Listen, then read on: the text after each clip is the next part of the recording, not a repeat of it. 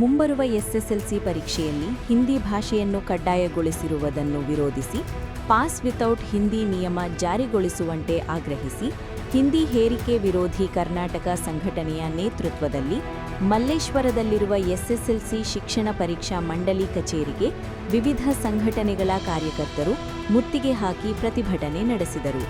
ಬಹಳ ಮುಖ್ಯವಾಗಿ ನಮಗೆ ತೊಂದರೆ ಆಗಿದೆ.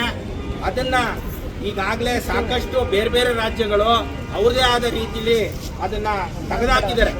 ಆದರೆ ನಮ್ಮ ರಾಜ್ಯದಲ್ಲಿ ಅದನ್ನ ತೆಗೆದುಹಾಕೋದಕ್ಕೆ ಮೀನಾಮೇಷ ಎಣಿಸ್ತಾ ಕನ್ನಡ, ದಲಿತ, ರೈತ ಹಾಗೂ ಪ್ರಗತಿಪರ ಸಂಘಟನೆಗಳ ಕಾರ್ಯಕರ್ತರು ಸೇರಿದಂತೆ ಸುಮಾರು 500ಕ್ಕೂ ಹೆಚ್ಚು ಮಂದಿ ಪ್ರತಿಭಟನೆಯಲ್ಲಿ ಭಾಗವಹಿಸಿದರು.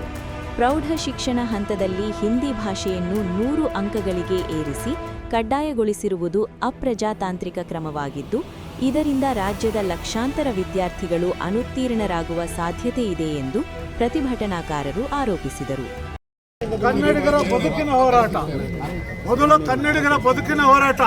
ನಮ್ಮ ಮಕ್ಕಳಿಗೆ ಎಲ್ಲೂ ಉದ್ಯೋಗ ಸಿಗದೇ ಇರೋದಕ್ಕೆ ಹಿಂದಿ ಭಾಷೆ ಏರಿಕೆ ಬಹಳ ಮುಖ್ಯವಾದ ಕಾರಣ.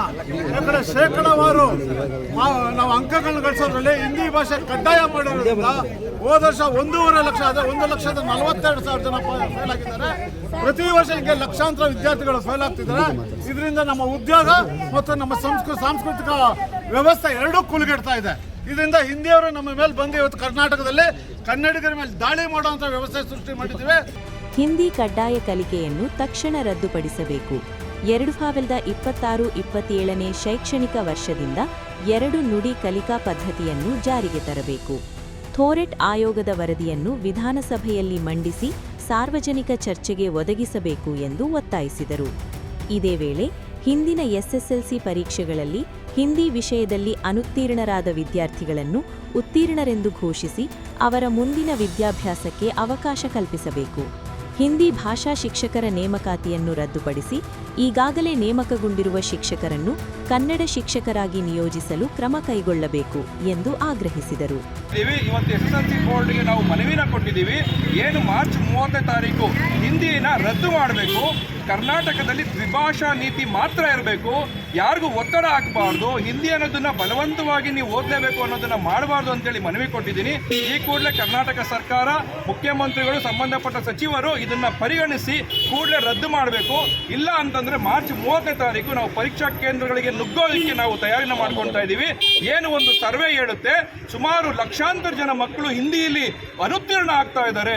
ಸಮಾಜದಲ್ಲಿ ಪಾಸ್ ಆಗ್ತಾರೆ, ಗಣಿತದಲ್ಲಿ ಪಾಸ್ ಆಗ್ತಾರೆ, ಕನ್ನಡದಲ್ಲಿ ಪಾಸ್ ಆಗ್ತಾರೆ. ಆದರೆ ಹಿಂದಿ ಅನ್ನೋ ಸಬ್ಜೆಕ್ಟ್ ಅಲ್ಲಿ ಲಕ್ಷಾಂತರ ಜನ ಮಕ್ಕಳು ಅನುತ್ತೀರ್ಣರಾಗ್ತಾ ಇದ್ದಾರೆ. ಇದರಿಂದ ಅವರ ಭವಿಷ್ಯಕ್ಕೆ ಕಂಟಕ ಆಗ್ತಾ ಇದೆ. ಈ ಕೂಡಲೇ ಕರ್ನಾಟಕ ಸರ್ಕಾರ ಹಿಂದಿ ಅನ್ನೋದನ್ನ ರದ್ದು ಮಾಡಬೇಕು. ಬೇಡಿಕೆಗಳನ್ನು ಈಡೇರಿಸದಿದ್ದರೆ ಮಾರ್ಚ್ 30ರಂದು ನಡೆಯುವ ಹಿಂದಿ ಭಾಷಾ ಪರೀಕ್ಷೆಯ ದಿನ ರಾಜ್ಯದಾದ್ಯಂತ ಎಸ್ಎಸ್ಎಲ್ಸಿ ಪರೀಕ್ಷಾ ಕೇಂದ್ರಗಳಿಗೆ ಮುತ್ತಿಗೆ ಹಾಕಲಾಗುವುದು ಎಂದು ಪ್ರತಿಭಟನಾಕಾರರು ಎಚ್ಚರಿಕೆ ನೀಡಿದರು.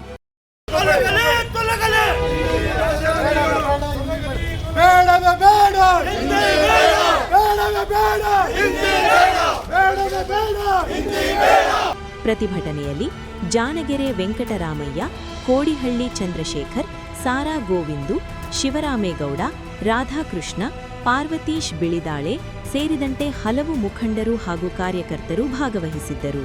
ಕರುನಾಡು ಟೈಮ್ಸ್ ಚಾನೆಲ್ನಲ್ಲಿ ಸುದ್ದಿ ಮತ್ತು ಜಾಹೀರಾತು ನೀಡಲು ಈ ನಂಬರ್ಗೆ ಕರೆ ಮಾಡಿ.